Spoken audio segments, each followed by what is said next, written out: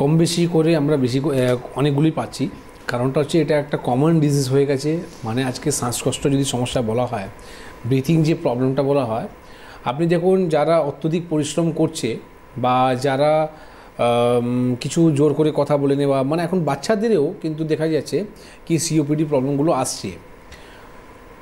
এই সমস্যাটা হওয়ার দু তিনটে কারণ আছে। যেটা হচ্ছে একটা, যারা মানুষরা অত্যধিক যদি স্মোকিং করে তাদের এই সমস্যাটা হয়। আবার একটা সমস্যা আরও আছে যাদের পলিউশন, হ্যাঁ, আজকে জায়গায় জায়গায় ফ্যাক্টরি রয়েছে, কলকারখানা রয়েছে, তার যে পলিউশনের কারণের জন্য কিন্তু এই সিওপিডি হওয়ার সম্ভাবনাটা বেড়ে যায়। তো এটা নয় কি সিওপিডির ট্রিটমেন্ট নেই। আজকে মানুষ এটাই জানে কি সিওপিডি আমার শ্বাসকষ্ট হচ্ছে মানে আমাকে একটা ডাক্তারকে দেখাতে হবে, ডাক্তারকে দেখানোর পর আমাকে একটা ইনহেলার দেওয়া হবে, আর সেই ইনহেলারটা আমি ব্যবহার করার পর আমি আরাম পাবো।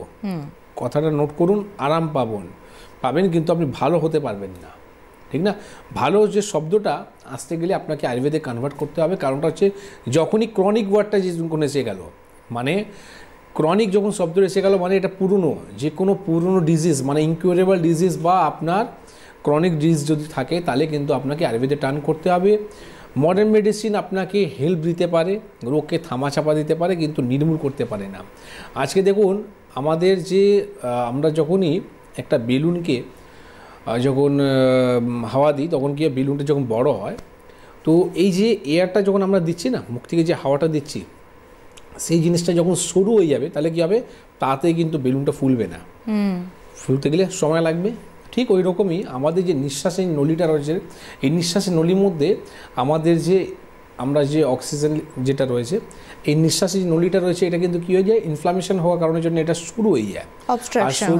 আর শুরু হয়ে যাওয়ার পর কী হয়, আমরা কিন্তু নিঃশ্বাস নিতে পারি না, যার ফলে আমাদেরকে ইনহেলার ইউজ করতে হয় বা আপনাকে নেবুলাইজার নিতে হয়। কিন্তু দেখুন এখানে খুব একটু অদ্ভুত চমৎকার ব্যাপার কি, আমাদের আয়ুর্বেদ মধ্যে খুব সুন্দর একটা ট্রিটমেন্ট রয়েছে, যার নাম হচ্ছে ধূম্রপান। পঞ্চকর্ম থেরাপির মধ্যে একটা পার্ট আছে ধূম্রপান। ধূম্রপান পেশেন্টকে যখন দেওয়া হয় বা বমন যখন করানো হয়, মানে আপনার বলে বোঝাতে পারবো না কি পেশেন্ট কীভাবে রিলিফ পাওয়া যায়।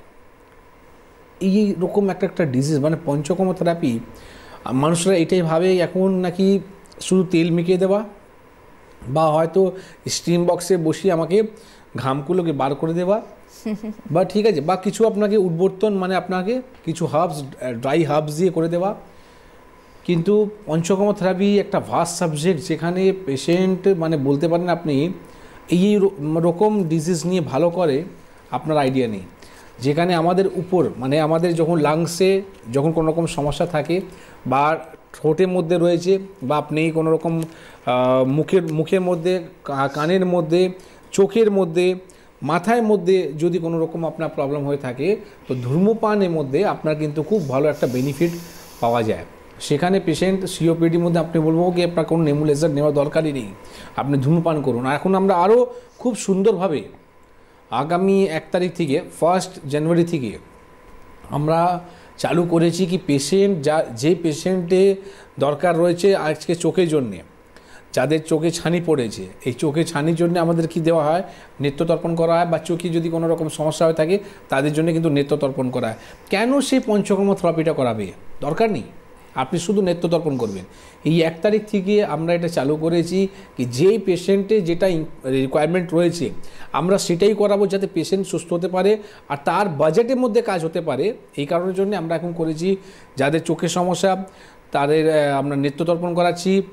আবার কানে যে দেখবেন একটা করে শব্দ হয়, টিঁ টিঁ করে একটা শব্দ আওয়াজ হয়, সেখানে কিন্তু আমরা কানে থেরাপিটা করাচ্ছি। মানে আলাদা আলাদা জায়গা রোগ অনুযায়ী আমরা কিন্তু থেরাপিটা ডিভাইড করে দিয়েছি। ঠিক ওই রকমই আমরা আজকে যে টপিকটা ছিল আমাদের সিওপিডি, তার মধ্যে আমাদের ধূম্রপান আর বমন।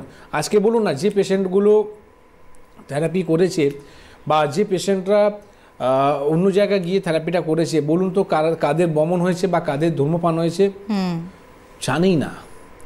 আসল কথা হচ্ছে কি জানেই না, তারা চেষ্টাই করে না রুগীকে ভালো করার জন্য। তাদের একটাই টেন্ডেন্সি থাকে কি করে ইনকাম করবো। আরে ইনকাম তোমার এমনি হবে যখন রুগী তোমার ভালো হয়ে যাবে। মানুষ যখন একটা ভালো হবে, মাউথ পাবলিসিটি সব থেকে বড় পাবলিসিটি আছে, ঠিক না? তো এই কারণের জন্যে আজকে আমরা 1 তারিখ থেকে আমরা এটা সিদ্ধান্ত নিয়েছি কি রুগীকে ভালো করতে হবে, দ্যাটস মাই টার্গেট। আর এই কারণের জন্য আমাদের এখন বোর্ড মিটিং হলো 2 দিন আগেই, আর এই বোর্ড মিটিংয়ের মধ্যে এখন আমাদের টিম আরও বড় হয়েছে, আর আমরা এখন অনেক জায়গায় চেম্বারও চালু করছি, যেমনি আমাদের চেম্বার চালু হচ্ছে, শ্যামপুর চেম্বার চালু হচ্ছে, গঙ্গাসাগর চালু হচ্ছে, ঠিক ওই রকমই পুরুলিয়া আর ঝাড়গ্রামও আমরা চেম্বার চালু করছি, যেখানে এখন অবধি কেউ যেতে পারেনি। এনবিপি একমাত্র আছে যে এতগুলো শাখা রয়েছে, মানুষ ভাবতেই পারে না। আমার রেসের এত তেজ আছে কি যদি কেউ আমার থেকে রেস লাগায় তো পৌঁছতেই পারবে না আমার সঙ্গে, কেন কি আমার কাছে টিম ওয়ার্ক আছে। এবং সবথেকে বড় প্লাস পয়েন্ট এনবিপি কাছে রয়েছে কি টিম ওয়ার্ক আছে, একা মানুষ কিন্তু সব জায়গায় যেতে পারে না, একদম ঠিক না? কিন্তু যখন আমাদের শাখা যদি বড় থাকে তাহলে কিন্তু আমরা পুরো পাবলিককে কিন্তু ছায়া দিতে পারবো। নিশ্চয়ই একজন বন্ধু